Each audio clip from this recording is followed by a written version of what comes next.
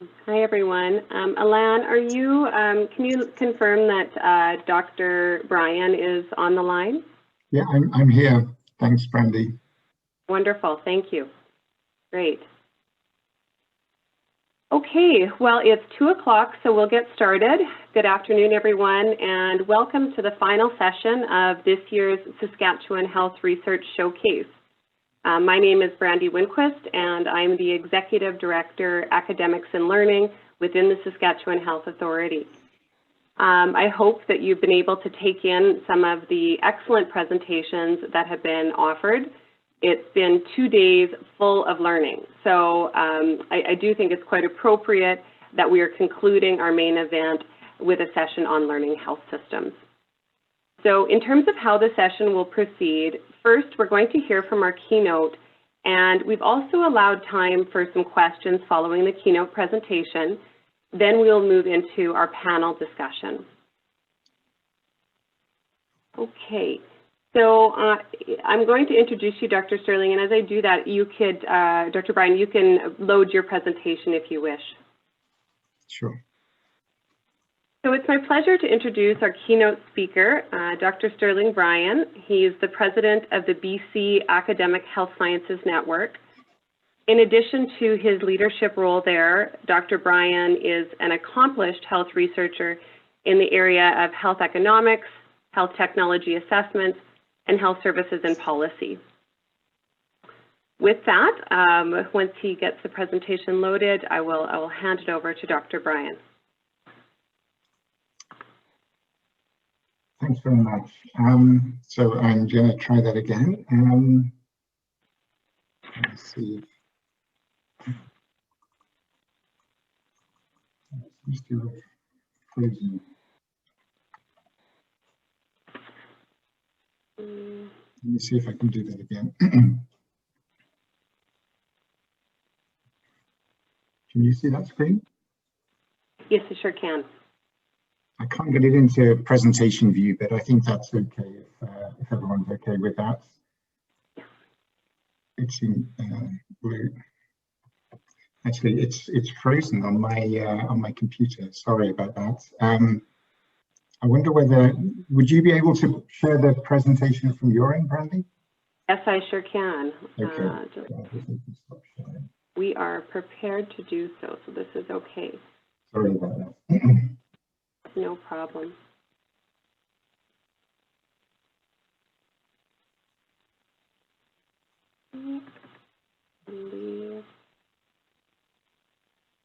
And Stirling, if you could just speak a little closer to the phone, perhaps, or if the audio is just a little bit on the lower side. Okay. Please just interrupt me if you can't hear me very well. So thank you very much for the opportunity to present. It's a shame I can't be with you in Saskatchewan. I've had many trips there and really enjoyed my time. So I'm just here on my own with my dog. And one of the things that seeing the title slides that you presented before makes me realize is that I need to update my photograph. So I look rather different than I do in that one, but it is me, honestly. So thank you very much for the invitation. And I wanted just to have an opportunity just to share with you some of the work that we're doing in British Columbia as part of the Academic Health Science Network, where we're trying to build learning health systems and learn ourselves about how to build learning health systems in a Canadian context. If we go to the next slide. So I'm going to rattle through a few pieces, but we will leave time for some dialogue, I hope, and happy to engage in conversation and discussion subsequently. So I'll just say a few words to introduce people to the AHSN in British Columbia, provide just some introductory comments on what we mean by learning health systems, or what I'm meaning by learning health systems, talk about some of the infrastructure that we've built in British Columbia to support the development of learning health systems, and then have a couple of case studies of work that we're supporting and moving forward, and then talk about our next steps, but all the way through trying to make sure that we're learning and having lessons to share. So next slide, please.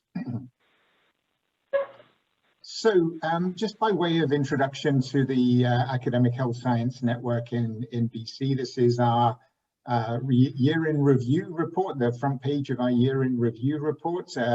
COVID has dominated us this year, not surprisingly, as it has everyone else. I actually took on the role of the leadership role at AHSN in January the 1st this year, and so I didn't really sort of have chance to do anything other than work on COVID, I'm afraid. But it's clearly still a major challenge for us in BC and in many parts of Canada, of course.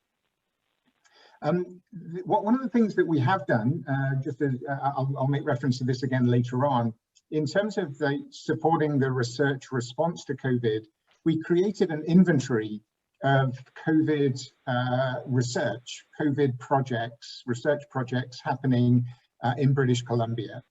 And that inventory of COVID projects now has a total of 414 projects. I find that like a staggering number, and I think that's a good news story as well as a bad news story. It speaks to the strong response from the research community to COVID, but it also speaks to the importance of coordination and actually collaboration in this space. And I think we need to recognize that, and that's part of the work that the Academic Health Science Network is wanting to take forward. Dr. Bonnie Henry is our Provincial Health Officer, and she's probably the most recognized face in British Columbia at the moment, and just pay tribute to the work that she has done. So the Academic Health Science Network has 3 operating units. So we are the home for the BC SCPOR support unit, the Strategy for Patient-Oriented Research support unit. We are the home for Clinical Trials BC, as well as Research Ethics BC. So we are, if you like, the home for some of the key research infrastructure pieces that exist in British Columbia, supporting patient voices, supporting infrastructure for clinical trials, as well as harmonization work on research ethics. And we've got great leadership in each of those pieces within the Academic Health Science Network. Next slide, please.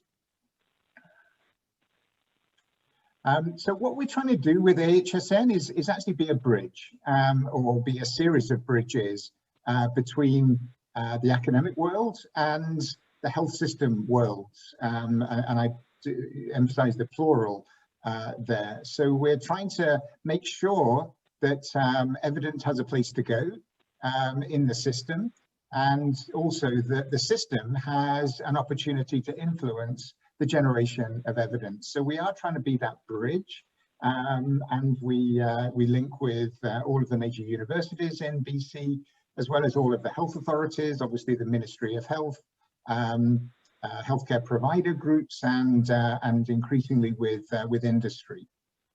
Next slide, please. Next slide, please. Yeah, thank you.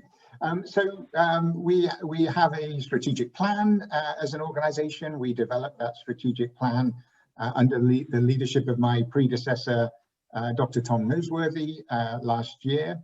And this is just one piece. So the mission that we have for the Academic Health Science Network is around connecting and catalyzing our collective experience and resources with the goal of sustaining measurable improvements in health and healthcare. And so the core goals, the sort of pieces that exist, if you like, in order to support us, the areas that we're working in, we're supporting health research. We're very much wanting to be that bridge, as I indicated, between research and practice. We've got to focus on data and information to support health system learning. And we do a lot of work in terms of capacity development, training, and education. And the piece that sort of binds us together, if you like, all of the component parts of the Academic Health Science Network, is this notion of learning health systems. So if we could go to the next slide, please. So there's a strong emphasis within our organization on learning health systems. And the way that I characterize this is that learning health systems is, if you like, the theme that both underlies but also builds coherence across all AHSN activities. So whenever I'm sort of discussing new developments of work within AHSN, I'm always asking the question, what's that line of sight to the notion of learning health systems? And so it's very much the sort of language of choice and the dominant sort of conversation that we're having at the Academic Health Science Network is how can we strengthen, develop, as well as strengthen learning health systems in British Columbia. And I use the term as a plural rather than as singular. So I don't say that we're trying to create a learning health system for British Columbia. We're actually giving emphasis to the development of learning health systems, recognizing that those systems might exist in local pockets, but may also exist in a big scale, provincial scale. But we don't want to necessarily sort of say that we have a model that we just want to implement.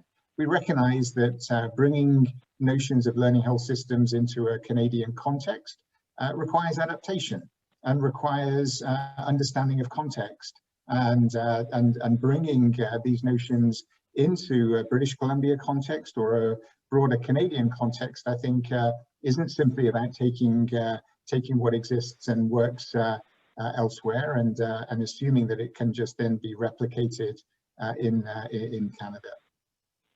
Next slide, please. So this is taken from Charles Friedman, who is probably recognized as the leading light and the guru of learning health systems. He's based in the US at the University of Michigan, and he's been up and been advising us in British Columbia on a number of occasions now. He's been very generous just to share all of his materials and said, just use whatever slides you want, but I'll give courtesy to Charles Friedman for this slide. And this is sort of like the learning loop, if you like, that brings learning health systems to life. And it's an equation that's got D to K, K to P, and P to D. And this is all about then like making sure that once we have a question that we wish to address, a health problem that is of interest, and we have a community of people who wish to support the tackling of that problem, we need to think about these three pieces within a learning cycle. So we've got the data to knowledge. So we've actually, once we've identified the problem of interest, we need to think about how do we generate data in order to ensure that it arrives at the position of knowledge. And I think one of the interesting things to reflect on here is how do we actually do that? Generate knowledge. And for different questions, I think it's important to recognize that different approaches to developing that knowledge are appropriate. So there might be questions where it's appropriate to have a randomized controlled trial to answer that question. And then there may be other scenarios where it's more appropriate to have rapid cycle quality improvement work in order to answer that question. So I think like the learning health system frame actually covers a broad spectrum of generating knowledge. And I think that's one of the things that I find really attractive is that it's actually, sorry, the dog walkers are here, so you're going to have to deal with my dog barking in the background just for a second. But I think that's one of the key things, and I think one of the things that is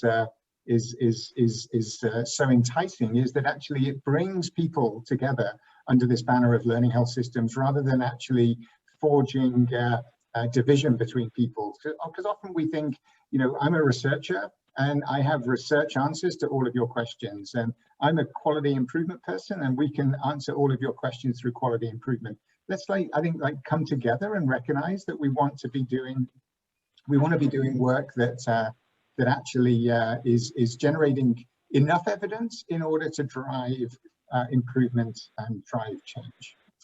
So that's the data to knowledge piece.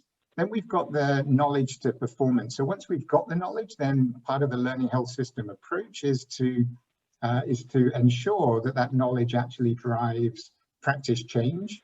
And then once we've seen practice change and we've got improved performance, then we want to go back in that cycle and generate more data to ensure that that problem is truly being addressed by the solutions that we're proposing. Next slide, please. So this is a development of Chuck Friedman's model, if you like, and this is actually adapted from a paper by Green et al. That was going back to 2012. And this is like the important piece here, I think, is then the connection with community and connection with the broader system. So we might have pockets of learning health system activity, but we don't want them to be islands. We want them to be connected. And so we want to then think about how do we actually share the knowledge that's been generated, both locally and internally within that community of practice, but then also so that others can learn from that as well. And that could be in other parts of the province, it could be in other provinces, or it could be obviously internationally as well. So I think that's a critical piece that we're trying to work through and understand how do we ensure that that learning, broader learning, happens as well. Next slide, please. And then this is the paper by Matt Manier that many of you may have seen, that was published last year. And this is very much then bringing a Canadian flavour and a Canadian lens to the learning health system model. And you know, one of the things that Matt does in this paper, which I would recommend that people read this if you've not had a chance to review it today. But one of the things that he highlights is this. It's got the QI and research. So it's actually recognizing that under a banner of learning health systems, we're actually trying to bring people together who are working towards generating knowledge, and regardless of the frame in which they're doing that, and the tradition, if you like, within which they're doing that. And one of the things that he's done here as well is actually to articulate the pillars that exist as part of learning health systems, and for us to think through what the nature of those pillars needs to be. And I think you know, I think that's really helpful for us to understand that we've actually got to go through a thought process of thinking both, you know, of the scientific pieces, the policy pieces, the ethical pieces, etc. So I think this is a really strong piece of work that is foundational for us in moving learning health system work forward in a Canadian context. Next slide, please. Okay, so those were the first two pieces that I was going to cover, just an introduction to the Academic Health Science Network, and just making sure that we're on the same page in terms of what we mean by learning health systems. So what I want to now do is just just give some examples of infrastructure that we've invested in British Columbia to support the development of learning health systems. So the first thing I wanted to highlight, that the data side of things is critical. Now, I think a lot of people just spend their whole time talking data when they're talking learning health systems, and I think it's important to recognize that data is a necessary, not a sufficient, but certainly a necessary condition. Access to data is a necessary condition for a high-performing system that is trying to be learning in its approach. So as part of the investment that we had for the BC support unit, phase 1, we had a strong emphasis on data infrastructure development, and working with the Ministry of Health in BC, as well as other partners. PopData BC, for example, is our provincial data warehouse for researchers, and we've worked with multiple partners to try and move forward this notion of a provincial health data platform. And so we have now in place, and we're actually testing it with COVID as one of the examples.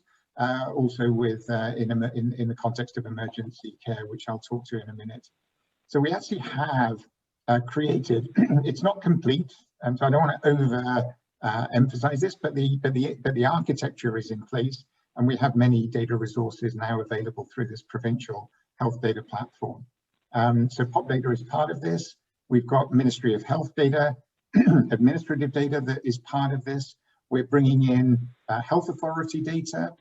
We're trying to bring in data from medical records, and just realizing and appreciating some of the big challenges in bringing clinical data into a health data platform, as well as data from potentially from other ministries and from other sources.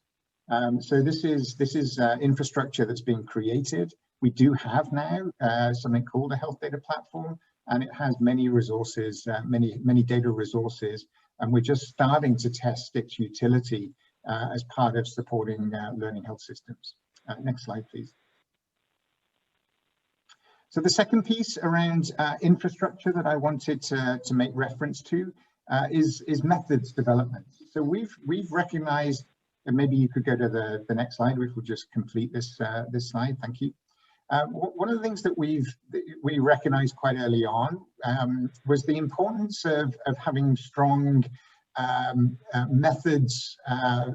There are important methods related questions that we don't know the answer to at the moment, that we need to understand more fully if we're going to really operationalize both patient-oriented research as well as learning health system activity.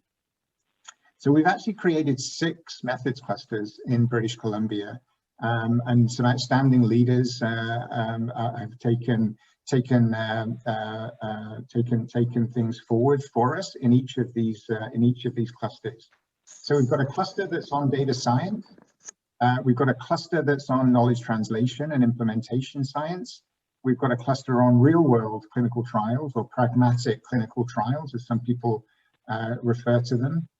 We've got a cluster on patient-centered measurement, patient engagement, and health economics and simulation modeling. And if we go to the next slide,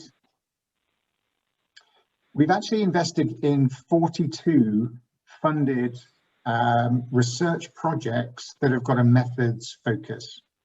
So just to give you a flavor of some of these pieces and how they link both to patient-oriented research as well as to learning health systems.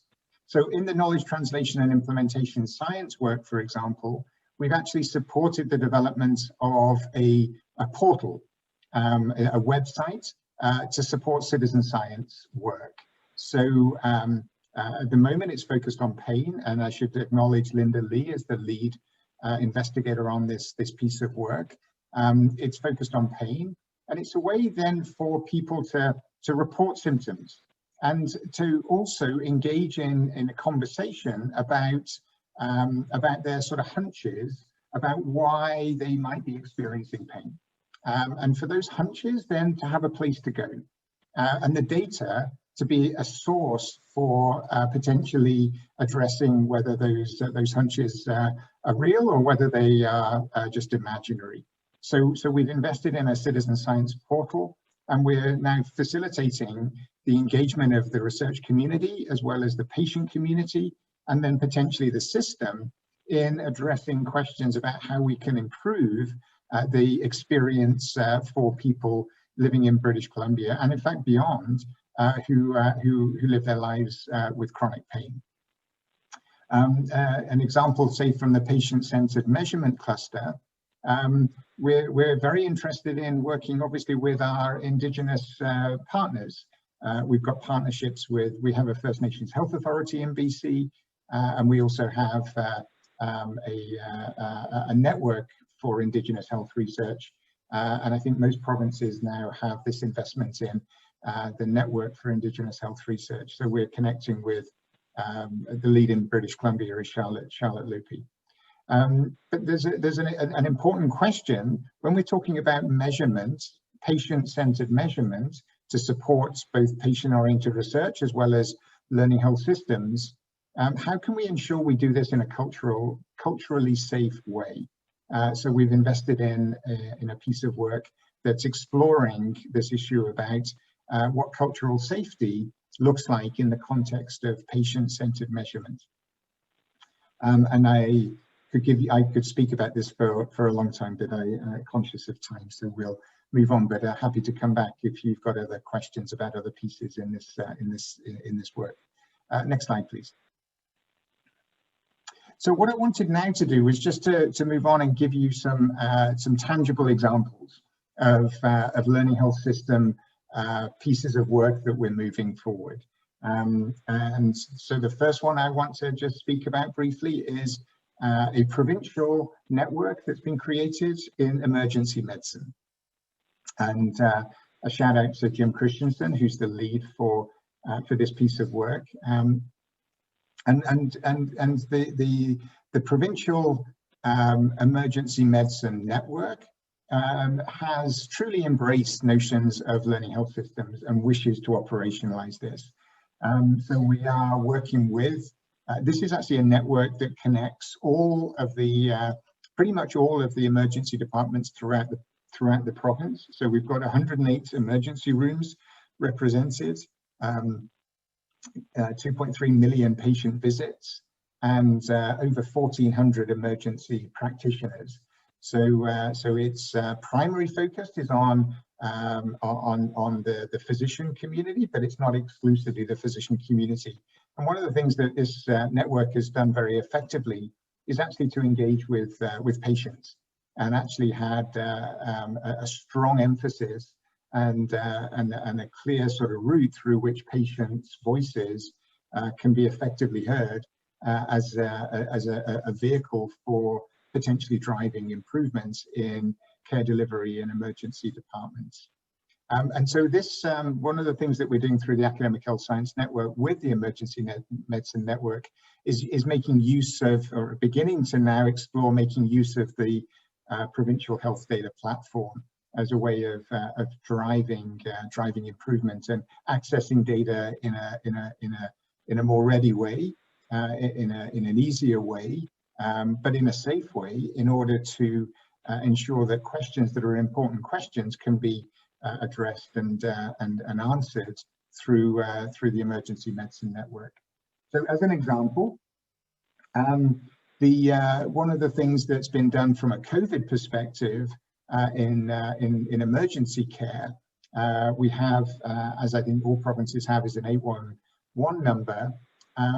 But what's been done through the Emergency Medicine Network is actually to offer the opportunity for physician engagement, in addition to allied health professional engagement in that line. So if there is a need for a physician, in addition, to speak to a patient or to guide a consultation through that line, then this is being offered as a routine. And one of the things we want to understand is, does this represent value? Does this actually lead to reduce use of the emergency room or reduce use of other services? Does it ensure that people get appropriate care? And so that's one of the questions that we're wanting to explore in a learning health system manner through the Emergency Medicine Network operating as a learning health system. So we've not been able to do that yet. I don't want to give you the wrong impression. We're actually using that as a test case in some ways for learning health system approaches within the context of the Emergency Medicine Network. Next slide, please. So another network that we're engaged with through AHSN is the Rural Coordination Centre of BC, RCCBC. And this is a group that's got connections to the doctors of BC, and it's a network that's been pretty well established throughout the province for many years. A shout out to Ray Markham as our main contact at RCCBC for the great work that they're doing. And we're supporting actually both for the Emergency Medicine Network and for RCCBC, where the AHSN is supporting a scientific director position. So we actually have two scientific directors as part of RCCBC, and one scientific director as part of the emergency medicine network. And we're wanting to work with those people as a way of supporting and facilitating learning health system development within those networks. So as an example of work that's moving forward with RCCBC, you know, one of the things that I find quite interesting, I mean, you might tell from my accent that I wasn't originally born in this great country. I came here 12.5 years ago now.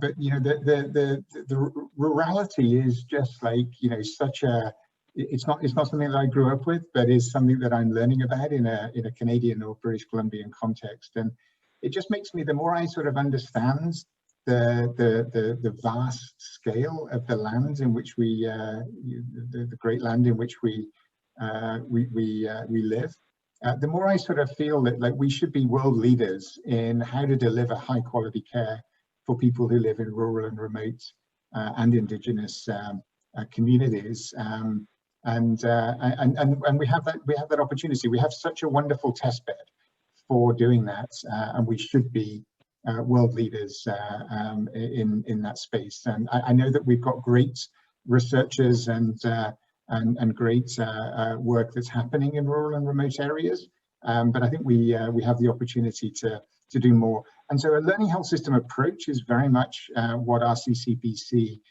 is moving forward. So just as an example, which I think is pertinent, is the issue about like quality of care delivery in the context of rural and remote communities, and this question of risk.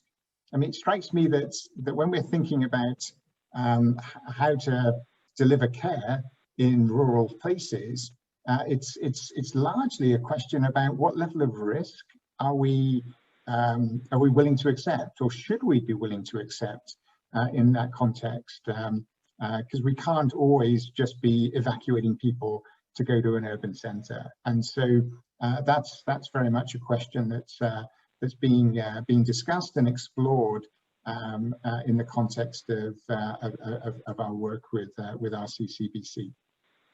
Okay, next slide, please. Okay, so just to sort of say, where are we going? Like what are our sort of immediate next steps in British Columbia in terms of moving forward the conversation around learning health systems? So the first thing we're doing at the moment, and I put a shout out to our scientific directors. So Danielle Laverly is our scientific director, and Lindsay Hedden is our assistant scientific director. So they're creating a provincial working group on learning health systems and a technical working group. So we want to actually bring people together who from all organizations, so all health authorities, all key universities, all sort of like provincial organizations and agencies. You know, we've got a quality council, we've got you know, we've got a funding agency, obviously the Michael Smith Foundation. So bringing people together to engage in this conversation. And one of the key things we want to try and do now is actually this environmental scan. So we're starting this work of undertaking an environmental scan so that we can ensure that we understand what's happening in BC now in terms of learning health system type activities. Because we know that there are, you know, we're not starting with a blank page. We're starting from a position where we do have examples of learning health system activities. In primary care, for example, we've got some great pockets of activity where people are, you know, looking at data on a routine basis, looking at performance in a comparative way, and driving change and improvement as a result of regular review and audit of existing data. And we don't want to ignore that, and we want to make sure we understand that we celebrate that, and we try and share the learnings from that sort of work with others. So we're embarking on this environmental scan, which is about describing all learning health system type activity in BC, and then thinking about what are the priority areas for us for future research and also process development, recognizing that just taking learning health system models from other jurisdictions and thinking that we can just apply them in a Canadian context probably isn't ideal.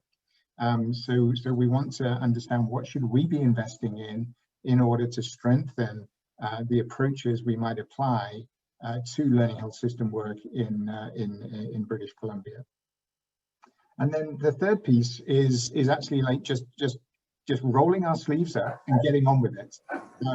So part of this is actually then working with our partners. So the examples I've given you, the Emergency Medicine Network, the Rural Coordinating Centre for BC, and other partners. We're doing work on COVID, for example, on what care delivery should look like for people who've recovered from COVID, and adopting a learning health system approach in that context. So we just want to roll our sleeves up and try things out. So I'm quite an incrementalist at heart, and so I believe that we actually just need to learn by doing in part, and that doing is an important piece. And we've now got some of the infrastructure in place that allows us to roll our sleeves up and get on with actually trying to build learning health systems in British Columbia. And so that's part of what we're going to be doing, moving things forward as well. And we want to do that in partnership. So we want to do that as part of a network of interested folks across Canada and internationally. So we definitely don't want to just keep our focus on provincial matters. We want to make sure that we're driving improvement in British Columbia, but also working collaboratively with colleagues in other jurisdictions, so that we can avoid reinventing wheels and share experience, but also learn from experience of folks in other places as well. So that was all I was going to cover. Next slide is just to say I'm very happy to engage in conversation, and if you want to communicate, then you can. I put my email address and as well as the Twitter contact details. So happy to engage in conversation, and I'm going to stick around and be part of the panel subsequently as well. And my dog is gone, so we'll have no more interruptions from the dog until a little bit later. Thank you. Okay, well, great. Thank you so much, Dr. Bryan, for that excellent presentation. Here in Saskatchewan, we've been watching BC's learning health system with interest as the SCPOR partners and other agencies are building and advancing our own learning health system. I thought you did a wonderful job of bringing the learning health system concept to life. It can be a bit daunting when you look at it from a conceptual point of view, and so I thought you brought some fantastic examples. Now we're going to open up for questions from the audience, and I would ask people to add your questions into the chat bar, and yeah, and then we'll unmute you and we'll call on you to put your question forward to Dr. Bryan. But first, I'll take the opportunity as the questions are coming in, and I'll take the opportunity to ask one of my own. So I'm familiar with BC's data infrastructure and really see it as being so impressive, and it continues to evolve, and it's just wonderful work that's happening within BC there. So you were talking about learning health system methods clusters, and I wondered if you might speak a moment about BC AHSN's role in those methods clusters, and what role do you play in facilitating and expanding those clusters? Thanks very much. So I have to say that the methods clusters are very close to my heart, and so I'm very happy to talk about them. I do think, one of the things so these methods clusters were actually created as part of the support unit infrastructure. So their original emphasis was to do with supporting patient-oriented research, but I think we very quickly recognized the important link, and of course now the phase 2 submission for the support unit is being submitted. There is an emphasis on learning health systems as part of phase 2, as those who are close to this world will know. So I think that linkage to learning health systems is really critical. One of the things that I when I took on the role, I was the scientific director for the BC support unit in its first phase. And we had this question about patient engagement. So we want to engage patients, period, in health research, and in driving improvements in the healthcare system.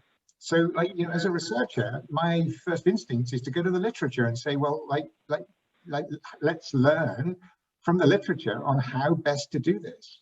And so there was a systematic review that was published in about 2016 of patient engagement methods for health research. And you know what its conclusion was? The conclusion was that we know nothing about how to do this well. Like, it was just shocking that, in fact, like, a systematic review was done and there was such a paucity of strong evidence to say how to do this well. And I think that's really dangerous. So, like, you know, because, you know, as we engage people, the chance of actually causing harm is real. You know, because you're engaging, you know, I'm working on an area in the area of major depression. So we're actually bringing people into research teams and asking them to, you know, relive some of the experiences they've had, which are pretty traumatic experiences potentially. So we've got to be quite careful about how we do that, and we've got to do it in a genuine way and not in a, you know, in a tokenistic way. So we need to learn. So that's why that was the motivator, if you like, of why we needed to invest in some methods research. So you know, we've got methods research on patient engagement. So we've actually done research to say, how should we do this in a way that is actually going to be safe and also effective, both for the research teams as well as patients. So that was the motivator. And then we expanded that to be thinking, well, what are the other areas of methodology that we need to have strong methods on if we're going to really do learning health system work well? So, like clinical trials, for example. We need pragmatism in clinical trials, but we also need robust and rigorous clinical trials. So that was the way that we then started moving that forward. And now we've invested, you know, we've got 42, I'm so proud of this, 42 methods projects that are now starting to report. And we hopefully will all be able to learn something about how to do some of this work well, because of the great work that others have done. I don't want to claim any credit for this. Others have done to advance our knowledge. Wonderful. Thank you so much for those great points. That's so great. I'm going to go to the chat room. The questions are starting to pour in now. And Chris, I'll let you pose your question to Dr. Bryan. Thanks. Yeah, so great presentation. One of the things I'm curious about is what is a learning health system project and what isn't. And it seems like a bit of a nebulous concept. So especially regarding the environmental scan you're doing, do you have inclusion criteria, or have you operationalized learning health systems in some way? Thanks, Chris. I mean, you're absolutely right. I mean, like, you know, part of what we're trying to do, I think, is actually learn about learning health systems. And I think we need to, like, be honest with ourselves about that we actually, because I think you're right. I mean, like, it is a bit nebulous at this point. So I think there are some key pieces that need to be in place. And I think, yeah, using the diagram, we're looking at, you know, there's got to be a focus question that's being addressed, and there's got to be a community that's coming together in order to address the question. And there's got to be a focus on gathering data, analyzing the data, understanding the implications, and then trying to implement change. Now, but that still is pretty broad, and a lot of work potentially could be included. And so that's why we're working closely with our colleagues in the Patient Safety and Quality Council in BC, because they do improvement work, and they're sort of saying, like, you know, yeah, we're doing learning health system work, and I think genuinely they are. And I think this is the exciting thing from my point of view, is actually it means that we're actually bringing people together to be working collaboratively. And I think that's a really positive piece that we can do. Now, I'm not sure that answers your question, Chris, to any sense of your satisfaction, I suspect, but because I think it is quite nebulous, but it is something that we're going to be working through with our technical working group, is like, how do we actually say, we're going to be interested in this piece of work, but we're not going to be interested in this piece of work. We're going to have to work that through. So once our technical working group has made some progress on that, I'm happy to come back to you, but I think it is a challenge for us. No, great answer, and that's really exciting that you guys are thinking that through about what projects to support and what projects meet that criteria and which don't. So, yeah, thanks a lot for that. Yeah, thanks for the question, Chris. Next, I will invite Dr. Jenny Bazran to share a question that she had. Hi, Sterling. It's nice to see you again. I just had a question. Thank you very much for the presentation on the learning health systems. It's great to hear your perspective on that. The question I have is just the linkage. So within the SHA, we've merged the 12 regions into one SHA, and there's quite a bit of work kind of on the ground. Part of my job now is as a senior medical information officer. So our analytics team is doing some work on trying to analyze data and linking them together from 12 regions. And overall in digital health, there's lots of discussions around how do we standardize some of that information that has been collected perhaps slightly differently in 12 different areas. So I'm wondering about any comments or thoughts around how does that link to the larger learning health system? Because it's kind of about the data that's going in and then some of the contextual understanding that the regional or now SHA analysts might provide. Thanks, Jenny. Just to say, Jenny and I know each other from CADF engagement that we were on for a few years. So great to connect again. Yeah, I think there's so much work happening on the analytics front that's being forged forward as a result of COVID, and actually we're seeing just great data visualization advancements as well, for public sort of side of things, and we want to make sure that we really nice to see you, Jenny. We really want to make sure that we embrace that as part of a learning health system piece. I think that's absolutely essential. So, I think the thing that I find quite interesting as a thought experiment is this question about when is the evidence strong enough to drive change? So how strong does the evidence need to be to drive change? And that varies. The answer to that question will vary on the context. Now, I'm assuming we've had a Russian vaccine for COVID apparently for quite a long time. I'm guessing that no one on this call has actually taken that Russian vaccine yet. And the reason for that, I think, the reason I haven't taken it is because I don't believe the evidence. It's not strong.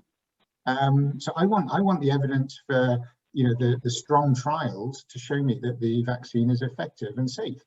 But if we're thinking about driving change in terms of the way that we deliver care, so we're actually working on COVID recovery, so patient care for people who've recovered from COVID, what should be the follow-up care that's provided. That I think is rapid cycle learning that we need to introduce. Do we need to do a CT scan on a regular basis for people who've recovered? Probably not. But let's sort of learn from the data that we generate. So I think that for me is the piece that we actually want to bring. This is an opportunity for us to say, let's actually see this as coming together and collaborating, rather than you're a researcher and you're an evaluator, or you're a trialist and you're a quality improvement person. Under a learning health system banner, I think we actually have the opportunity to say, we're all in this game together. We're all about driving improvement. And we actually want to sort of recognize what questions can we, have the researchers take the lead on answering, and what questions can we have the improvement guys or the improvement people take a lead on answering. So, I think this is really exciting sort of opportunities for us to bring people together. And, the fact that we're actually now working hand in glove with the people from the quality improvement world in the Patient Safety and Quality Council, I think is just great. And I'm trained in research, but actually I think, there's probably more improvement that can be driven by actually running away from researchers rather than embracing them at times. At times, not always, but at times. Yes, thank you so much, Stirling. And as a researcher in a quality department, I would agree. I think that there's more to accomplish by bringing together the traditions and learning from one another. And no, I think that's wonderful. I'm going to, I know there's a question from Dr. Pandy. I wondered, Mamata, if you would like to pose your question to Dr. Bryan. Hello, Dr. Bryan. I'm a research scientist at the SHA, and I work very closely with Indigenous people and communities. And I really enjoyed your presentation, and you did make mention about engaging patients and also working very closely with various Indigenous groups and communities across BC. So I would like to know some of the strategies which has worked very well in engaging the different communities, knowing the fact that every community is very unique in their cultural history and the kind of challenges or health priorities that they might have. So how do we bring all of them together at the table where we can have some good discussions, understand their point of view, and like all work together in a good way? Thank you very much for that question. And what I don't want to do is overstate where we are on this journey at the moment. So we are building relationships with our First Nations Health Authority in British Columbia, and also the BC NEAR, the Network for Indigenous Health Research. Sort of recognizing, if you like, that it's about partnership, not a, and I think, this isn't Spain. I didn't grow up in this environment, and so I'm sort of like learning and trying to learn as rapidly as I can about the importance of cultural safety in particular.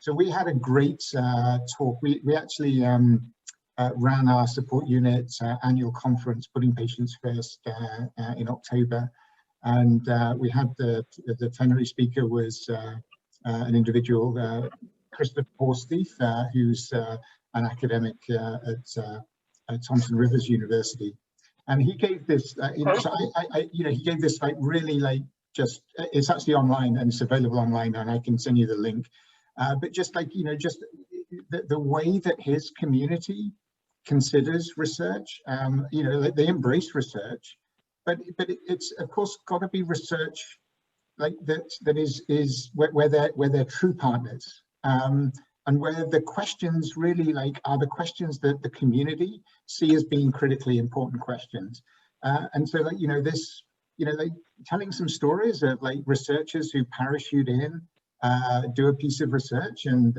then hardly engage subsequently. I mean, like, for heavens, like, surely we're not like, surely that doesn't exist anymore, but it seems that it does. And clearly that's something we've got to avoid. And that's part of like the commitment that we're making. Like all of our, the whole of our organization is embarking on cultural safety training. And we're working now closely with partners from the Indigenous communities, but also Indigenous organizations, recognizing that, we don't need to reinvent wheels here, and we shouldn't be reinventing wheels. We should actually be working with people who do this well, and can partner with us, so we can support that work. So that's, I think there is an interesting challenge, because every community has got different questions, different sort of like willingness to engage or ability to engage. I mean, it's one of the interesting things that comes from that is like, how do we ensure that we're actually sharing information, sharing findings across communities? I think we need to have an engagement with communities to say that we've found this here. We don't want to say it's going to work in your community, but it may be that in fact there's learning for your community from the work that's happened in a different place. And I think that would be the sort of piece that I would, I'm trained in research, and so like generalizability is an important sort of concept, and I think we need to like engage in that conversation. What does generalizability mean when we're talking about this sort of research as well? I don't know whether I answered your question, but anyway, I hope it was helpful. Yeah, thank you very much. Thank you so much. Thanks, everyone. Just all really great questions. And we're now going to continue to explore learning health systems through the insights and the diverse experiences of our panelists. As Dr. Bryan said, he will stay online and he'll participate in the after discussion as well. So in preparation for today, I asked each panelist to consider 3 questions. What is your dream or vision for Saskatchewan's learning health system? What is the biggest opportunity that it will address in the near term? And what is the biggest challenge to realizing this future? So to get the conversation started, we'll have Candace pull up your presentation. Candace Skrapek is our patient partner, and she's also a member of the SCPOR Oversight Committee and has served as a patient partner on a number of different health research initiatives. Okay, there you go, Candace. And you Great, can take thanks very much. Thanks, Brandy. And Chris is going to be my tag team partner. I decided to give up control of technology and hand it over to Chris. So I'm not seeing my presentation, Chris. I don't know if anybody else is. Yeah, I can see it on my end, Candace. Okay, Sure. I'll just, that's fine. I'm not seeing it, but that's fine. We'll just go ahead. First of all, good afternoon, everyone, and thank you to the SHA and to SCPOR for supporting this health research showcase, and in particular, including patient partners in all aspects of it. A special shout out to all the patients that are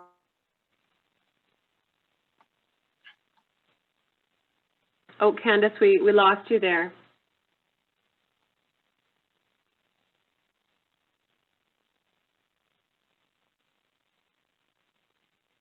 I'm going to stop my video. Okay. Okay, now I can hear you, Candace. Okay, thanks. Sorry, we lost you there for a moment. No, I know. It's my technology on my end. So I'm pleased to be here and bring a patient perspective to this discussion about learning health systems. And I'm being very sincere when I say I'm pleased to be here. You see, I'm a lung cancer survivor. I was, in quotation marks, lucky to be diagnosed early 4 years ago, treated surgically, and now I undergo routine surveillance for recurrence. So also my background as a registered nurse working in public health and mental health and nursing education before my retirement, combined with my own health challenges and experiences as a patient, have led to my involvement with SCPOR in a number of different roles. And as a patient who's also well-versed in the health system, I bring a unique perspective. I certainly understand the important links between health research and health system effectiveness and good health outcomes. And I fully appreciate the significant influence that patients should have in co-creating a system that provides high-value, evidence-based healthcare that results in better health outcomes. And I am of the view that patients have a right to be included in activities that are publicly funded and that impact their health and the well-being and that of the wider community. So a learning health system approach that brings together the expertise of patient partners, researchers, healthcare providers, and policymakers will have a much greater impact than when these experts act alone. So next slide, Chris. Who are these patients?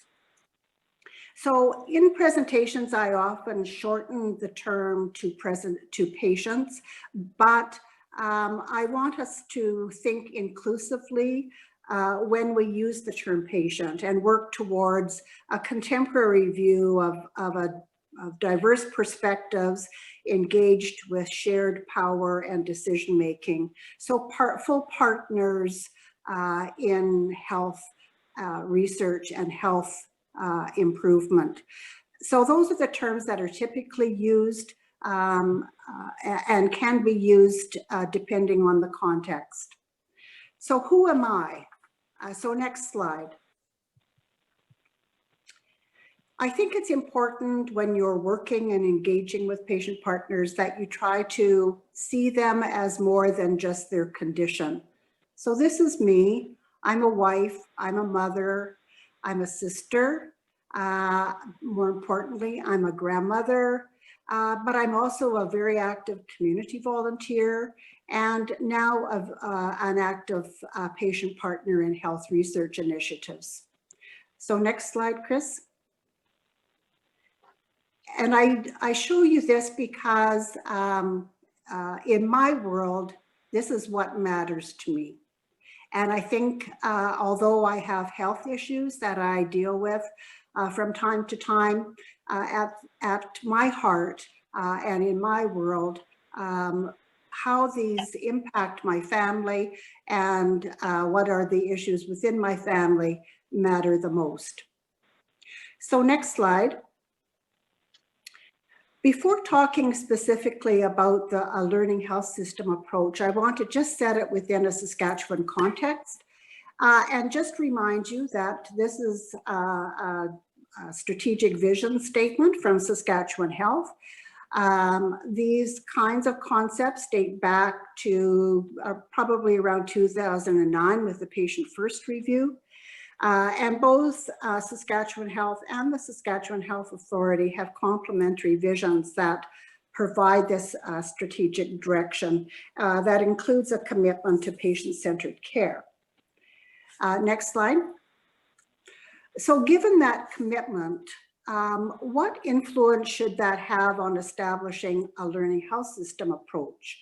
And I think that we can all agree that a learning health system approach really is a shared compelling vision for the future, best possible health outcomes, best possible care at lowest cost.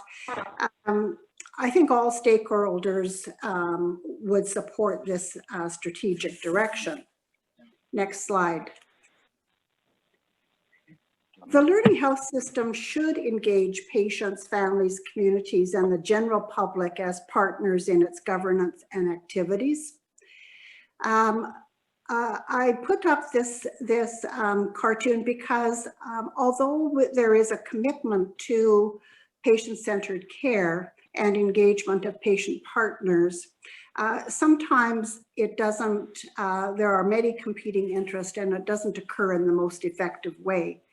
So knowing is not enough, we must apply. Willing is not enough, we must do. So next slide, please. What is the do? It needs a culture shift with a focus on structures, processes, and outcomes that patients care about, not what the system says that they should care about. Patient partners invested in health research and quality improvement are central to a robust learning health system and are key to addressing gaps in health system performance and ensuring that care is effective with better outcomes. And the next slide. So a shift to a learning health system approach can bring about, I think, transformative change. And the foundational element within that approach will be effective patient engagement. And despite a focus, as I said, on patient-centered care, there seems to be an inability to achieve its full potential. There's a fragile commitment to engaging patients completely within research and health system design. And that's being made only too clear recently with COVID pandemic response and the sidelining of patients and families and caregivers in policy planning and deployment. So we need to find a way for meaningful engagement of patients as full and active partners. And this can be seen as a root source of progress and a critical tool in achieving a learning health system.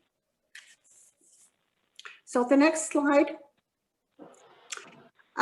Key to learning health system structures, processes, and outcomes is the inclusion of diverse patient perspectives that can best be captured I think by the use of patient-reported outcome measures and patient-reported experience measures. Now, to date, the routine collection of PROMs and PREMs has not been well established within research and quality improvement, but it will allow for the inclusion of patient perspectives and influence on research and health system design, priority setting, and policy making. And it would aid in advancing that culture shift that we need for authentic patient engagement in research and health system improvement.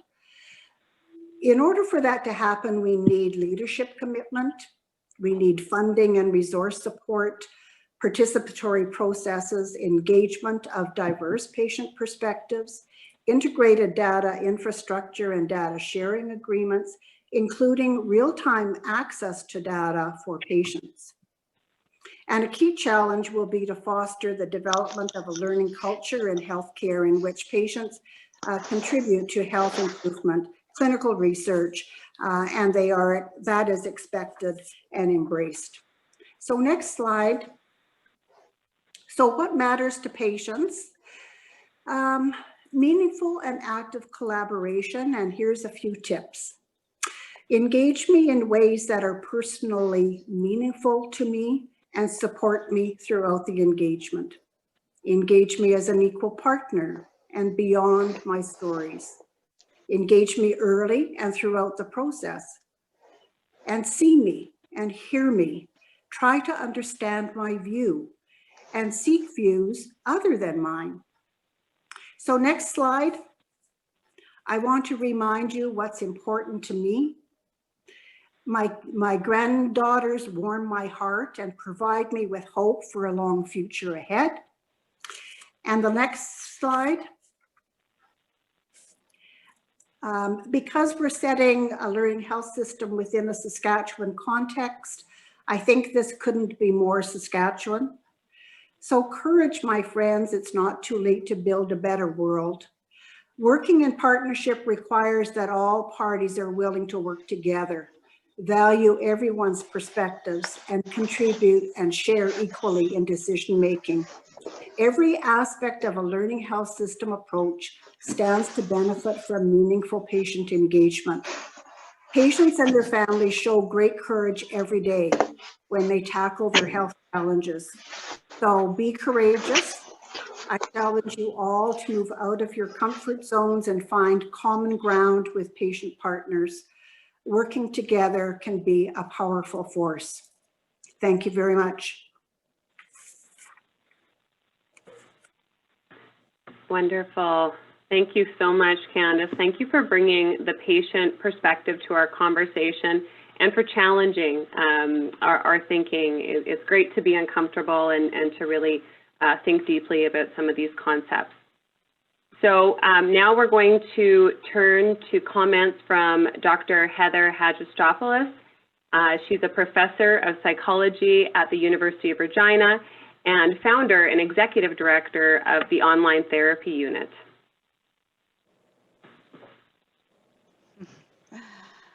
I practiced this beforehand. Can you hear me okay? Yeah, I sure can. Okay. Now I need to.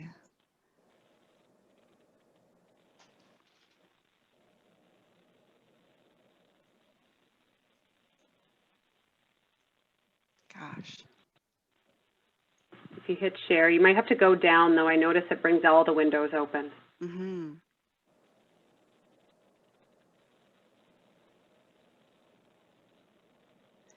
As soon as I do that, then I lose, oh, here. I lose the ability to share. Okay. All right. Good.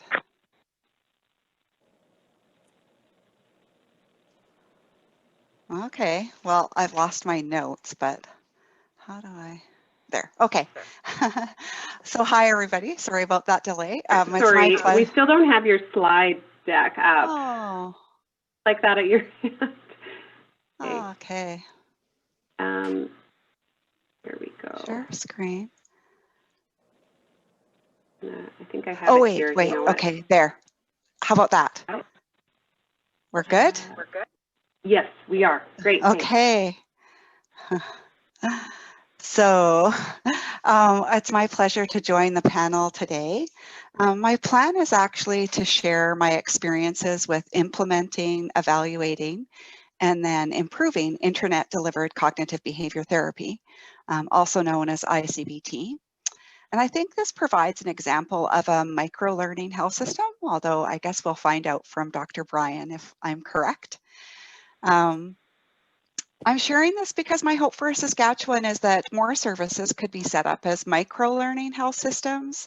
And I know for sure that there's a need for macro-learning health systems, but I think there's a lot of benefit and maybe greater feasibility with starting with some micro-learning health systems. And I think that the online therapy unit at the University of Regina provides a good example of that.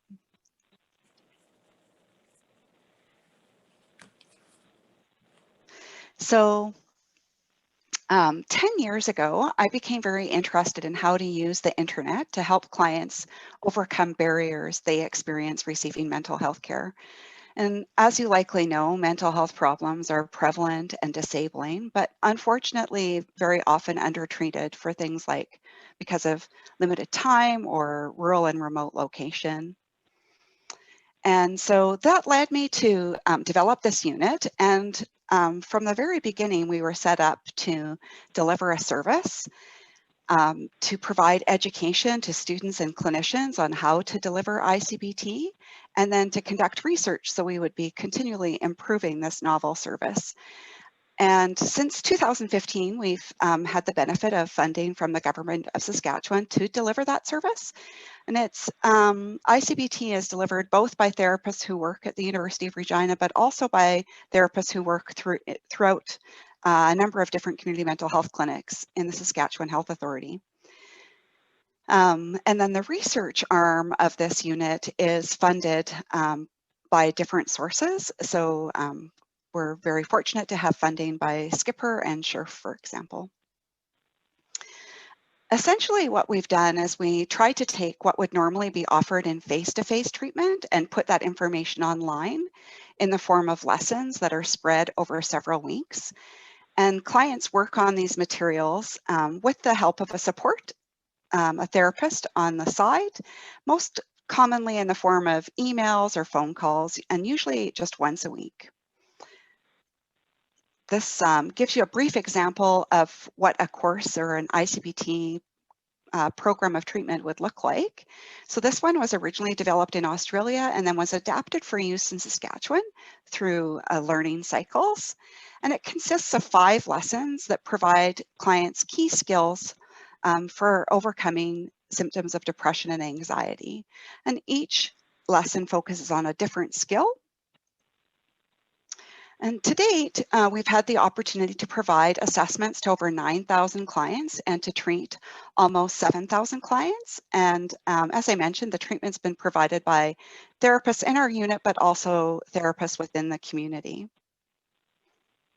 So the reason I consider this to be a learning health system is that the pillars of the learning health system, this is the same picture that was up before, are the same pillars of the online therapy unit. So key to the unit are our stakeholder engagement, so with government, with patient partners, with therapists, with providers, with community mental health clinics. Also key is the science behind the work that we're doing, technology, and by necessity, attention to policy, legal issues, and ethical issues. It's also consistent with a learning health model in that we're continually engaged in this practice of learning cycles. So every client who participates in online therapy is invited to complete outcome measures that evaluate care at 8 weeks post-treatment and then at follow-up periods. And essentially, the unit is set up so that we're capturing new knowledge as a byproduct of the delivery experience, and that new knowledge is then used to improve the process. And then on top of that, the other final reason for considering it a learning health system is that we're very much focused on the same outcomes as presented in this particular model. So patient experiences, provider experiences, healthcare costs, and to some extent also population health.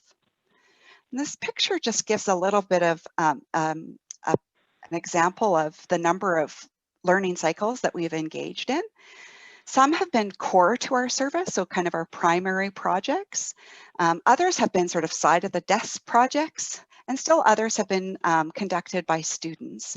We usually have more than one learning cycle happening at the same time. And some of them are quite short and some of them are quite long. These are kind of the formal ones, but each one of those actually has kind of a learning cycle that happens before we start. Another learning cycle. And key to our process has been also in increasing engagement with patient partners. So projects have patient partners who are with us from the very beginning to the end of the projects. Just to give you one example of a learning health system or learning cycle example, when we started off, we began by offering diagnostic specific courses. So these were courses that were focused on anxiety, depression, or panic disorder. And then as clients went through, they were completing outcome measures, and we were also getting information from our therapists about their experiences. And we learned a lot along the way. So we took that practice to data and then put that data into knowledge. And basically what we understood is that there's a lot of comorbidity happening, too much to be offering diagnostic specific courses. And we needed to have courses that were trends diagnostic. That means that they would address more than one condition. We also were offering very long courses that were mimicking face-to-face treatment and learned from patients that they were more interested in a core set of skills and supplementary skills as needed. So that's how we took that knowledge and put it back into practice with the course that I previously showed you. So as we've moved along and done these learning cycles, we've made a lot of changes. We've made changes to our screening, to the programming we offer, to how long the treatment is, how therapist assistance is offered, and even who delivers the therapist assistance. Ultimately, through this continuous learning cycles, we've developed a strong digital mental health service that results in really great outcomes for our clients. And research shows that we have very high completion rates, as high as 80%. And that with those clients who are finishing treatment, 95% of them are saying that that was worth their time and that they would recommend it to a friend. This graph just gives you a little bit of a picture of the significant drops we see in symptom measures. So we start in a clinical range, goes to a non-clinical range, and clients who start off non-clinical, which is actually just a small portion of the groups that we work with, they also see improvement that's maintained over time. So I believe what we're doing is through this learning health system model is creating a new doorway to mental health care that meets the needs of many patients. Not saying it's the only doorway, but we're increasingly trying to make this an attractive doorway for many patients. A new doorway and an attractive doorway. There's many more learning cycles to come. So some of the things that we're working on right now are the ideas of booster sessions for people to keep them well over the long term, working on sleep, which is a huge problem for people who have depression and anxiety. So for me, in terms of this learning health system model, I think there's three key strengths to this, to making this work. Partnerships are essential, science is essential, and technology is essential. I know there's other pillars, but those three are the ones that stand out for me, but they're also the ones that create the greatest challenges. So partnerships take time, science takes time. There's a big balance between wanting to do things quickly, but wanting to do it well. And then technology is also something that takes time and is a big investment. It's not a one-time investment, it's an ongoing investment. So what I hope you take away with this, well, one is if you know somebody who's having difficulties right now, that you would consider checking out the online therapy unit. We're at onlinetherapyuser.ca. And then I think the other thing I hope you take away from this is that I think there's a lot of value in learning health system at the microservice level, but the greatest benefits come from time and persistence. Thank you. Great, wonderful. Thank you, Heather. You really condensed a lot of information into that 10 minutes. That was fabulous. And I'll say I'm a big fan of your micro learning health systems. I think that's just a wonderful model. You can really see the evolution in clinical care over time. So looking forward to asking you more questions when we get to discussion. So now I'd like to invite Dr. Michael Kelly to share his thoughts. Dr. Kelly is a professor at the U of S and the head of neurosurgery. He holds the Saskatchewan Clinical Stroke Research Chair and has developed and led the Saskatchewan Acute Stroke Pathway. How's that? Everyone can hear me okay? It's good? Yes, we sure can. Yeah. Okay, good. So thank you very much for having me today. It's a pleasure to present this work, and this work is about a decade's worth of work. The partners are listed or shown on the bottom and have all been instrumental in moving this work forward. And I'm the spokesperson for this, but I want to reiterate the importance of the many people, including many that are on actually this meeting, that have participated in this work. So just a brief outline of stroke. Stroke is a big problem. And when I came back to the province in 2008, what I noticed is that it did not have the priority in healthcare delivery of some of the other things, even though it's the #3 cause of death in the country. And most importantly, it's the #1 cause of long-term disability, with over 300,000 people living with stroke. Around 2011, the Canadian Stroke Network did some benchmarking in the country, and Saskatchewan was the worst. That was the worst place to have a stroke. It was the worst stroke care. There really was no coordinated approach. And through work with the Health Quality Council and the various health regions and the ministry, the acute stroke pathway was born out of this need. There were several challenges and remain several challenges in the province around variation, a lot around the geography, climate, funding. There was no data around stroke. I remember I asked the question, how many patients got TPA at RUH, and nobody knew the answer. And also there was not a lot of provider interest. So it was a pretty limited service at that time. And so this was a huge problem, and I didn't really know how to address it, and there was no particular data. So this is the story of how that developed. This is a slide from Mark Webba. He gave me back in 2012 when I was first starting to get into quality. I didn't even know what quality improvement work was. But this slide he provided me, and he took this picture at the local butcher shop. So I remember seeing this and thinking, this seems like something in stroke care that we really need to work on in the province. And over the years, the quality improvement work came along. But what was important here was trying to tie the quality improvement work to research and to what seems to me to be a learning health system. I didn't know what it was. I had to ask Brandy what it was, but I think that that's what this is. So we have our clinical practice, clinical research, basic science research, and then on all of this quality. And this became one of the main mandates of my research chair position, actually, was the stroke quality improvement. So in our province, we were fortunate to be beside the Calgary Stroke Program with a lot of interest in that group of helping us participate in improvement. But what was most important there is that they wanted us to be part of clinical trials.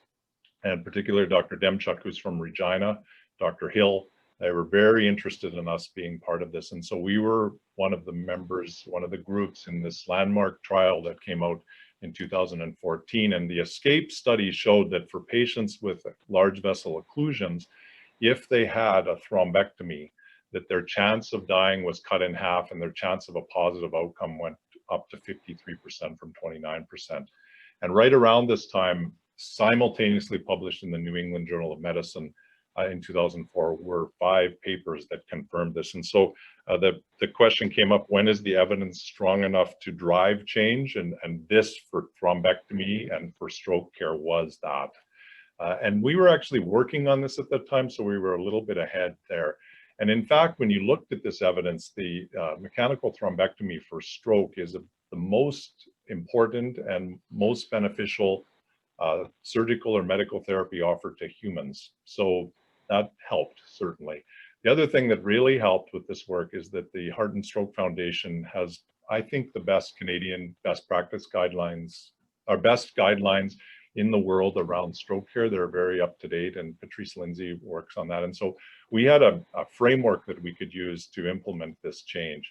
So the acute stroke pathway was developed with the help of Health Quality Council, and we really worked through a lot of things over several years, and And just some of the things that we worked on was the transport of patients to the right center, the proper management of the patient within their correct center, CT and CTA imaging for patients, transfer to University Hospital for thrombectomy, a lot of work around data collection and metrics, education, and then we had in this work patient advisors that participated in the planning and continue to.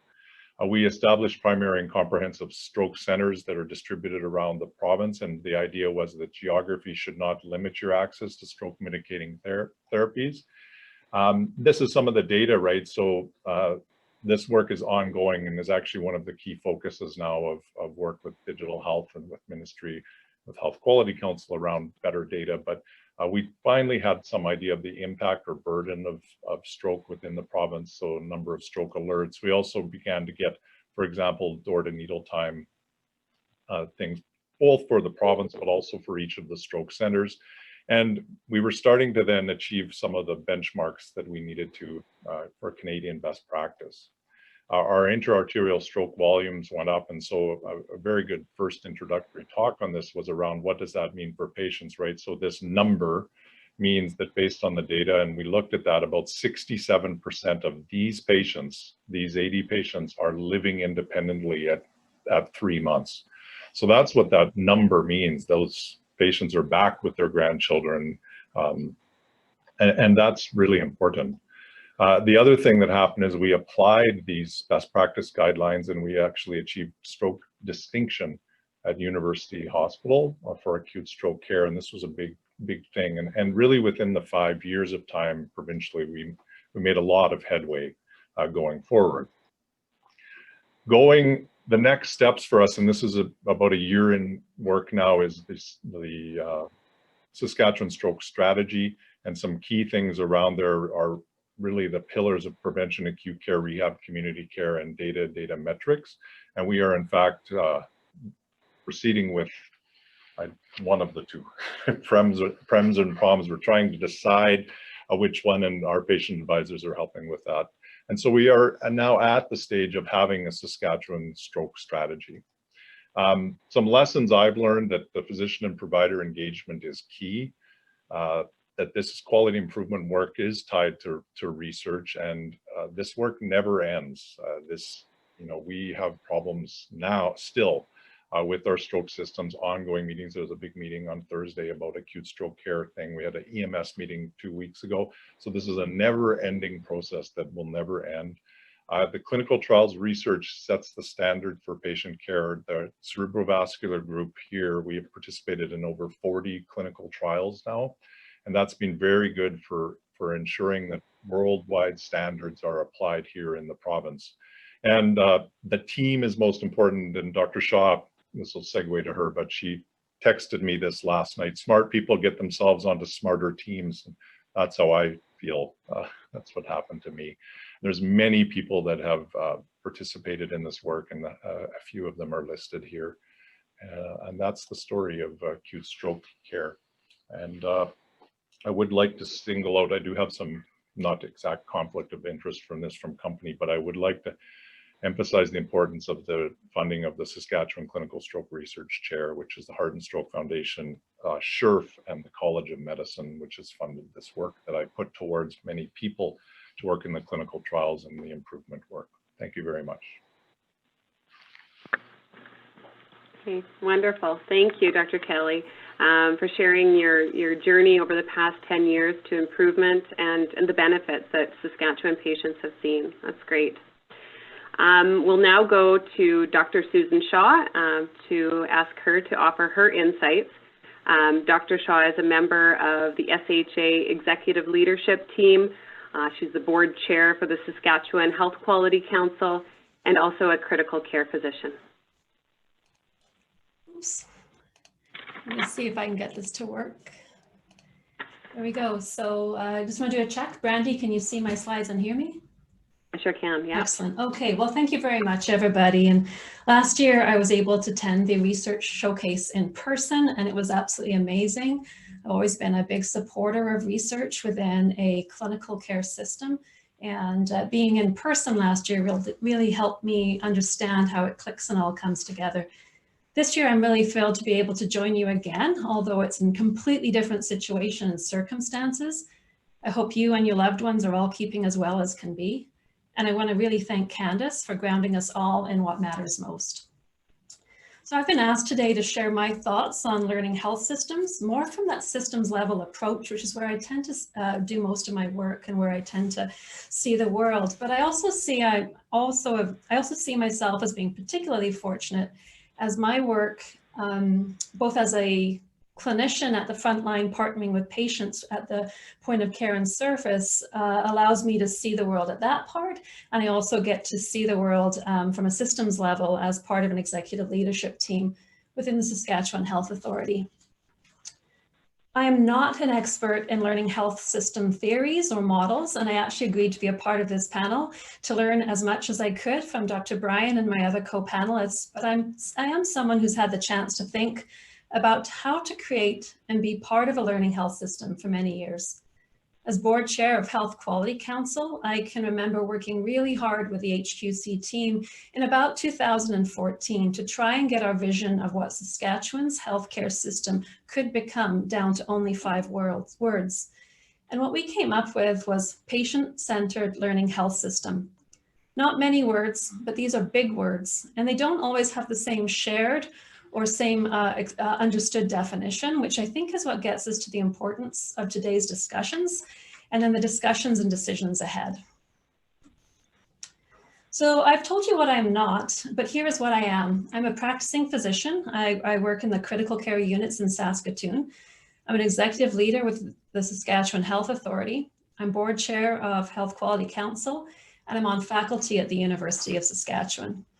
I have no conflicts. I have many biases, and those will come through in the talk today.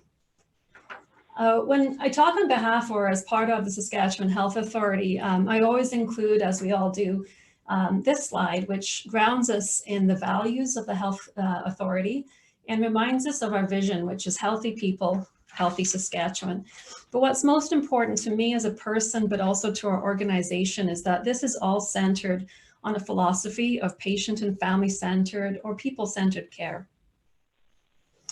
And as the other panelists spoke, they were also asked, as was I, to talk about vision, challenges, and opportunities. Well, the Health Authority is a relatively new organization. We're only just turning 3 next month. And the transition to a single health authority really did give us a fresh start in our province, but it also gave us the advantage of always remembering the foundation on which we are built, which is a wealth of experience, expertise, successes, some bruises, and lessons learned. A new organization allows for new conversations and the co-creation of a shared definition and principles. And I think what we've learned the most over the past 3 years within the Health Authority is the massive amount of variation that exists, even within things that we thought we had a very common understanding or agreement. We've also had the same opportunity to enter into fresh versions of conversations and agreements with our partner organizations, because you really are, the SHA may be one of the biggest things in the province, but it certainly isn't the only thing. And we're not successful when we work on our own. So this is the work ahead. The co-creation of learning health systems in which we collectively agree and commit on what it is and what it needs to be. I think what excites me the most is that we have the chance to design and deliver on learning health systems that our province actually needs. And most importantly, what our patients, such as Candace, reminds us that it's what they need the most that matters most. We also have the opportunity to design a learning health system or series of systems that learns and teaches me from my one-on-one interactions, care, and outcomes in my ICU work, which allows me to become a better clinician and member of a team, all the way up to creating the levels of learning and feedback that supports the development, implementation, and continuous refinement of evidence-informed policy. And I really liked how Dr. Bryan talked about making sure that evidence has a place to go. A learning health system gives us yet another chance to collectively work to our Saskatchewan strengths. I think it's important that we understand what we are good at and actually park the things that we may want to become good at, but actually aren't our strengths right now. And it's important to prioritize. So my priorities, based on what or how I see the world, even though I'm a tertiary care physician, I think it's actually the foundation of primary health care, which is where wellness is created. And it's better understanding how to partner and learn from First Nations and Métis Health people, communities, nations, and leaders, including recognizing and acknowledging the differences and inequities in outcomes and experience. And this allows for both a personal and organizational journey to reconciliation. It's hard to talk about all this without not talking about COVID. I think COVID has taught us much, and it really has confirmed to me and many that when there is a clarity of purpose, a shared understanding, a common urgency, an agreement on direction and priorities, much can be transformed. Barriers can be broken down, and as we're learning right now, we actually better understand how interconnected our entire system is, including the gaps, and we do have gaps, particularly for structurally and historically vulnerable people and populations. And it's taking this concept from me to we, which I think is the essence of a learning health system. I'll be honest, in particularly perhaps the last year or two, as we've become more fluent in talking about learning health systems, I've heard several organizations, including the Health Authority, put forward that they are the learning health system and the home of the same. I don't hold this to be true, and I think what I've learned today from my co-panelists is that that's correct. A system is a system, and if we don't start out with the thinking that we're all part of it, we're not going to achieve our shared successes. I do think the challenges are many, but I think the greatest one is actually within each one of us. We talk about organizations, but organizations are actually made up of people, and that is us. We are the we. It is our mental models about what is my learning health system, which I think will be the largest barrier that actually needs to be tackled. The way we've always done things around here is not going to keep working for us, and the investment and priorities that we have committed to in the past need to be challenged. We need to look at the ways we have historically engaged with or not engaged with, partnered with or not partnered with, for us to be truly successful. And this is what excites me most. We can together determine what our learning health systems need to be. And we know we're at our best when we have that shared purpose and vision and agreement on what are our priorities. And I heard that in what Stirling had to say when he talked about coherence. To me, that's the key word. So I'll bring you back to my first slide where I talked about who I am and the organizations to which I see myself affiliated. This is where I'm starting, but if I'm truly successful and we are truly successful, this is what I think the slide that I'll have in my future talks will turn out to be. It will be many people, many organizations, and this is just the ones that fit on the slide. There should be many, many, many more, but I think this is what a learning health system or systems needs to be. Is that shared partnership, those relationships, commitment to a shared vision, while we create those data loops and learning loops and feedback so that we continuously improve. Thank you. Wow, wonderful. Thank you so much, Susan. I really appreciate your insights, especially on the need to change how we partner. I think that's such a powerful component to the learning health system model. You may have to teach me how to unshare my screen, so. I think it's at the bottom, but no worries. I don't have a bottom anymore. Maybe if I just close this. Yeah, so I'd like to invite now others to add your questions into the chat function. Please put your questions forward, and we'll unmute you, and you can ask any one of the panelists, and maybe make mention of who, if there is one panelist that you would like to answer the question. But as those questions come in, I thought I would swing back to Dr. Bryan, and I have a question for you, Stirling. What I'm hearing is we're really talking about learning health systems at different levels, different types of learning health systems, and there's pieces in here where we think about how we're learning across provinces. And I wondered if you had any insights or thoughts about, the learning health system sort of writ large, and are we effectively working with other health systems across Canada?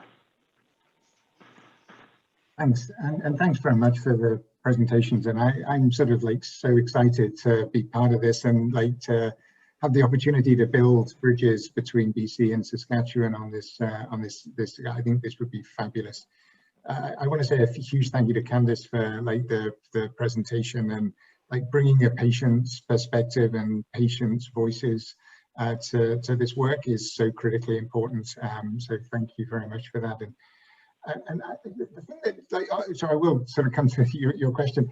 The thing that Chuck Friedman often sort of refers to is he talks about rowboats and bridges. And I think like that sort of like resonates for me. That like, you know, and Heather's sort of question about micro learning health systems, I think is so critically important, because some of the best work can happen when you bring a team together around a very focused sort of question. But I think important then to think about, like, so that would be the rowboat in Chuck Friedman's sort of model, if you like. That what we don't want is everyone trying to get across the river with a rowboat, with their own rowboat. We actually want to be building the bridge and building that bridge together. So actually, like, sort of seeing the opportunity to share the learning. So to have learning that drives improvement locally, but also to have learning that is actually being disseminated and spread effectively, I think is really critically important as well. So I think that comes to this, the importance of actually us working in a collaborative way, because it may well be, I mean, I've been doing work on psychotherapy in BC, and you know, I'm sort of incredibly frustrated that we've not made more progress. So I need to be working with you, Heather, on how we can actually drive that improvement and policy change in BC. So I think there are huge opportunities, and I would want us to be thinking collaboratively. And you know, I think I'm excited now to have that opportunity to connect. And I love the patient-centered learning health system as the goal that Susan sort of outlined. I mean, that just captures it perfectly. Like, that's what we should all be trying to do. Okay, wonderful. Michelle McCarran, I know that you had a question a bit ago, so I'm going to go to you if you would like to put your question forward. Great. Thanks, Brandy. Heather, I had a question for you. First of all, I wanted to say great presentation to everyone. This has been a very informative day. Heather, with the online therapy unit, you know, it's been really groundbreaking and leading the charge in terms of providing alternative ways of delivering care. And I was wondering, what are some of the lessons learned that you think might apply to other types of healthcare providers? Now with COVID, family physicians, for example, are starting to branch out and offer appointments via alternative modalities, not just face-to-face care. So what do you think might apply to other types of healthcare providers? Yeah. I would say like the number one thing would be forming partnerships to make something happen. So if you as an individual service, you know, want to develop something, it's very difficult, but to the extent that you can partner with other people on that, I think it makes it easier. So in our case, for instance, we've partnered extensively with groups in Australia and Sweden to learn about what we're doing. And then even in delivering our service, we've partnered with community mental health clinics across the province to deliver that service. And if we just stuck to doing one thing just at the U of R, it really wouldn't have worked. And then also partnerships in terms of like looking for funding, looking for students and researchers who can be part of your thing, like, and clients really bring, you know, really understanding to what you want to build. So, you know, what we have now is so different based on our client feedback. So that, I guess that would be my key takeaway, is not to do it alone and to really look for those partnerships. And I think that actually goes to other things that were said as well. Yeah. Great. Thank you so much, Heather. Yeah, thank you for that. There's a question, and I feel like probably any one of our panelists could so I'll let whoever wants to jump in on this one. But the question was how the training of healthcare providers such as physicians and nurses position into the learning health system model. So what is the benefit to them in terms of their training, and where are they situated when we think about this model?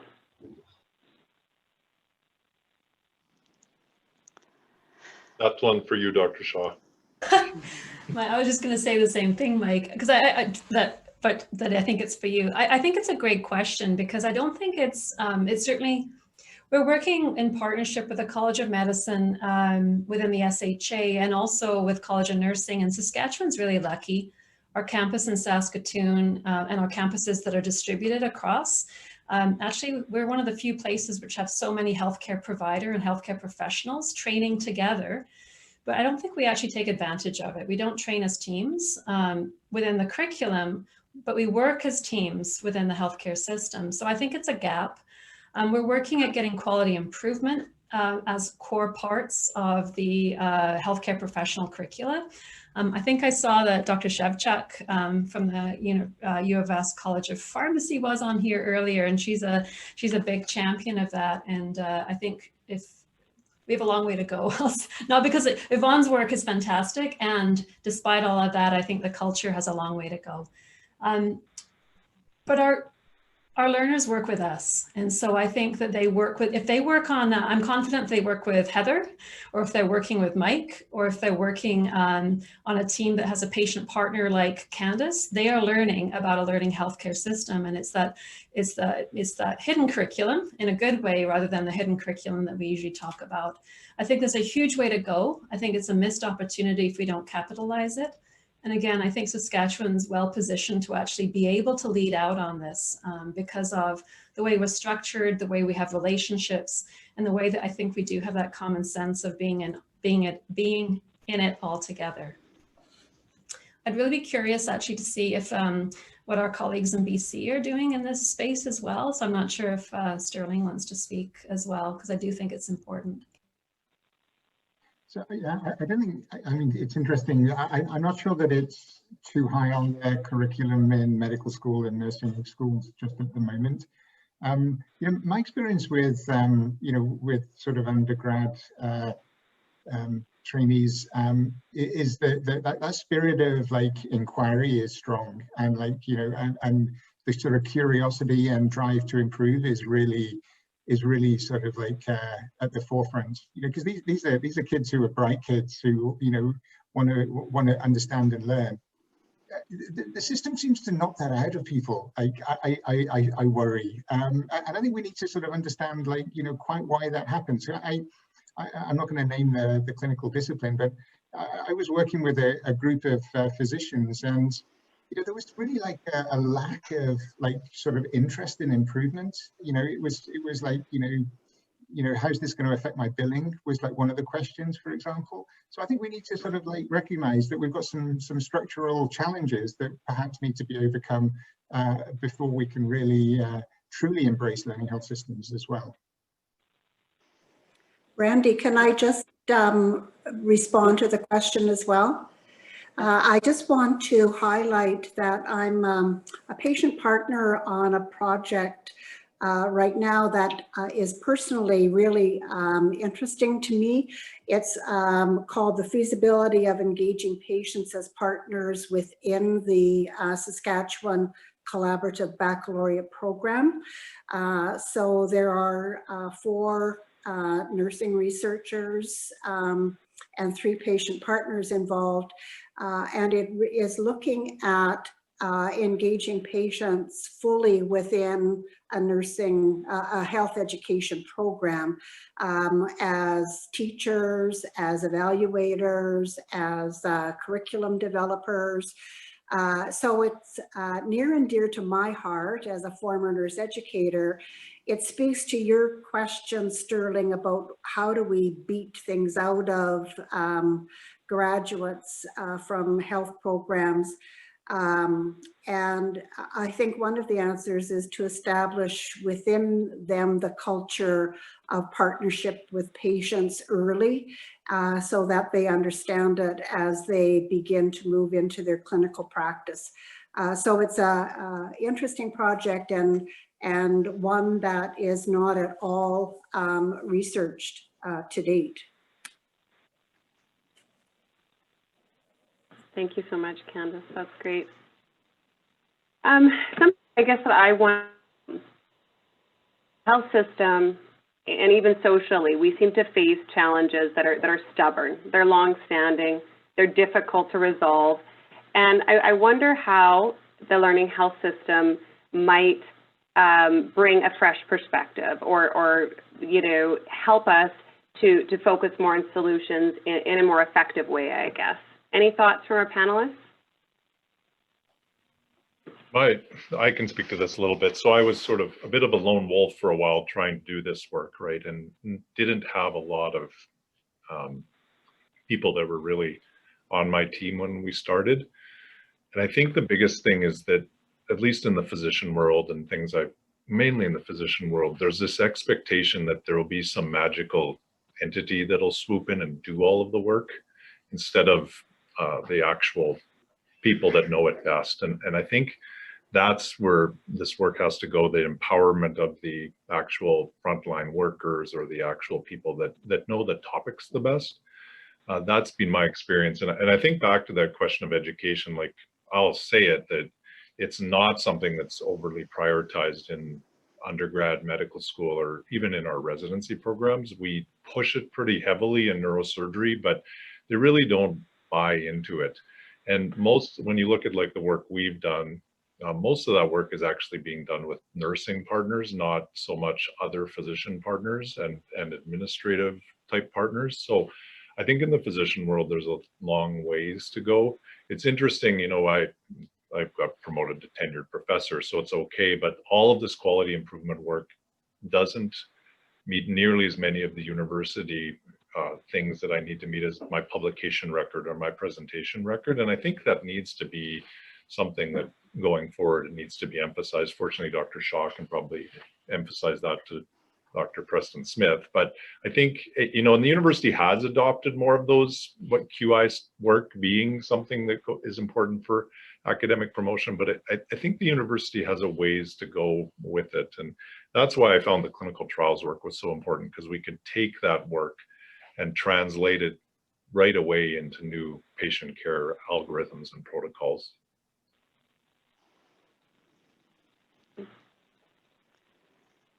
Great. Any other additions? Or Dr. Pandy has a question in the chat as well.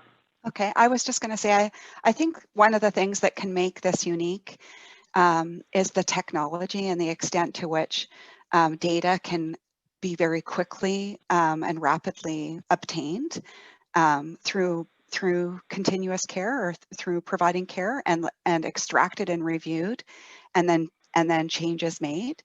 Otherwise, I think that if you're not like thinking about that data and trying to get that data come to you, it might not look a lot different than other types of partnerships or quality improvement projects. So I think that's something we have to work on. And that's something that everybody, if you have a system that I develop or somebody else develops, that, you know, that we can, I think, learn together how to get that data quickly, how to use it quickly, and make changes. So, Stirling, have you seen that in BC as BC's data infrastructure has evolved? Have the learning cycles become more rapid? Are you seeing quicker outcomes and progress? Again, I don't want you to think BC's like solved this problem. Like, we honestly haven't at this point, but we're moving in that direction. So yeah, I think it's fair to say that we've not. I mean, I think like there's been pockets. So I think like there's a great example of primary care, a primary care sort of grouping that's come together in the Kootenay boundary area in BC, and that's like, you know, exceptional rather than the norm. But they're using data in real time to drive improvement because they're curious. Like they're a group of docs that have come together and practice support people to come together because they're curious about how they can drive improvement. And I think that's the thing that, like, that's what we need to understand. How do we actually like sort of ensure that people remain curious and keen to like sort of understand how to improve? And I think actually getting data in reality, in real time is part of that. But I think also part of that is actually legitimizing this work. Is actually saying that this isn't like an optional extra. Like, this should be like central to what you do if you're actually really concerned with you know, the patients that you're providing care for. Exactly. Oh, it's wonderful.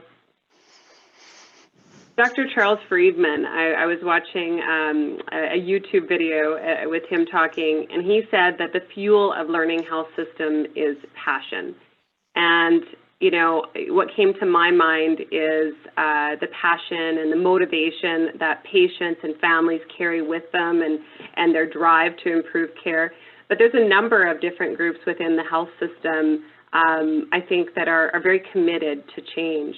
Any thoughts from the panelists thinking about the Saskatchewan context? Are we doing what we can to capitalize and build on that passion? I'll start. I'll say no, we're not. I think we can. I think we're really fortunate, and I think the fact that we have SCPOR as such a resource for us, it's our Saskatchewan version of SCPOR, and I think if we can figure out how to really do what our teams that are working with SCPOR and SCPOR is doing to work with us, I think we are able to get there. I talked quite a bit, and I put in the chat as well, it's about mindset change. And I do think that means that we need to think about what does that partnership look like? What are we really trying to leverage? What are we committing to? And then are we actually doing what we say we commit to? And I think that everyone's working at the highest intent, but I think I'll be honest, I think we all hold on to a little bit of, well, if I have to give up a little of how I normally do things, I'm losing power or influence. I don't think that's true. I think we actually gain power and influence when we do that partnership. And again, so I'll go back to, it's a no, but it's a definitely should be and can be and will be if we can figure out what the barriers are for a shifting from our individual and our leadership mindsets within organizations. I think SCPOR is I think we have all of the elements, and it's how do we stitch them or weave them or mold them together to really do what Candace asks of us and challenges us and reminds us we need to do. We definitely can do it. I think what Heather described is it's more than a micro learning health system. I think what Mike describes is a system, is a service line learning health system. And if we can just keep replicating and taking, okay, what was in place to make those work? What did we learn? What did we build into the next one? Then I think we're able to. Those are a lot of ifs though. Yeah, one of the barriers I found is that when you want to replicate a system, like I want to do a neurotrauma pathway for the province, and I really need to just take the same people that I worked with for the acute stroke stuff, but everybody's sort of siloed off in their different organizations or work, and you spend all of your time trying to reassemble your team that you know is successful. I think that's something that, you know, could be enhanced. Okay. Well, thank you all. If it wasn't clear before, I think it's clear now that we could do this over multiple sessions and really to unpack the concept of the learning health system and also the opportunities that it presents for Saskatchewan. So thank you to our panelists, and again to Dr. Bryan for joining us today and sharing your collective wisdom.